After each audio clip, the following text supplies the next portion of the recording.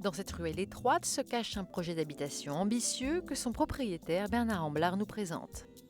Voilà, nous sommes à Pontoise, dans le Val d'Oise, une ville historique, et j'ai donc décidé de construire une maison à ossature-bois dans cette ville.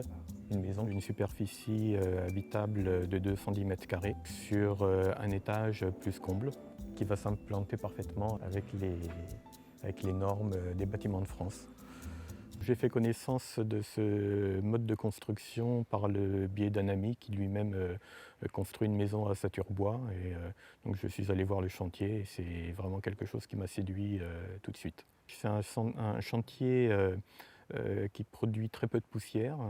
C'est un chantier sec, donc pour les voisins c'est quand même plus agréable d'avoir une construction qui n'ait pas trop de perturbations sur ce plan-là, quoi. Une maison en bois qui s'intègre parfaitement dans la ville avec au final un simple ajout d'enduit en façade pour respecter le style du quartier. Là, on se rend bien compte des volumes maintenant, hein. Stéphane Lefort, le maître d'œuvre, est spécialiste de la construction de maisons en ossature bois. Là, on a deux grosses poutres en lamellé-collé. Pourquoi du lamellé-collé? Parce que ces poutres vont rester apparentes. Le client souhaitait garder l'esprit du bois. Pour ce chantier, principalement, on a construit sur place puisqu'on avait un accès très compliqué au niveau de la rue. Le fait de construire en ossature bois permet de faire de l'assemblage sur le chantier, c'est-à-dire qu'on arrive avec les morceaux, on peut découper en atelier ou découper directement sur le chantier, assembler sur le chantier, donc même passer dans une toute petite sente à la main, c'est pas très lourd. Si c'est prédécoupé en atelier, on assemble simplement, ou alors on a les grandes longueurs qu'on taille sur place à la cote des plans. Et on fait des petits murs toujours, et on fait le levage par petits murs. Sur le chantier, on peut toujours modifier la structure. Par exemple, si une menuiserie doit être déplacée, c'est beaucoup plus flexible que de la maçonnerie. On est obligé de refaire tous les linteaux en maçonnerie, que là, en ossature bois, on déplace, on refait un linteau, on remet un porteur, et ça fonctionne bien. En fait, c'est des modules qu'on assemble sur le chantier, donc on peut les modifier assez facilement en cours de chantier, en fait.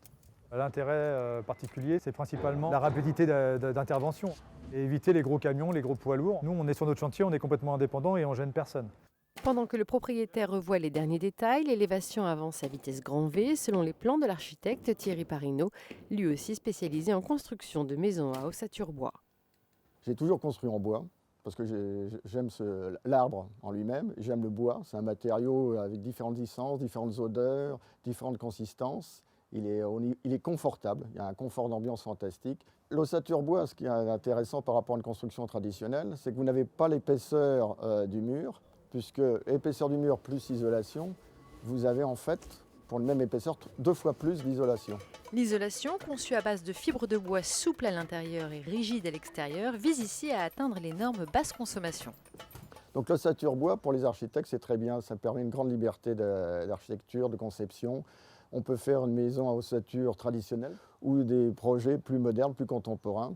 Ça permet des porte-à-faux, ça permet d'avoir une ossature cintrée, ça permet tout. Et quand on découvre le bois, eh bien on tombe amoureux et on ne s'en passe plus.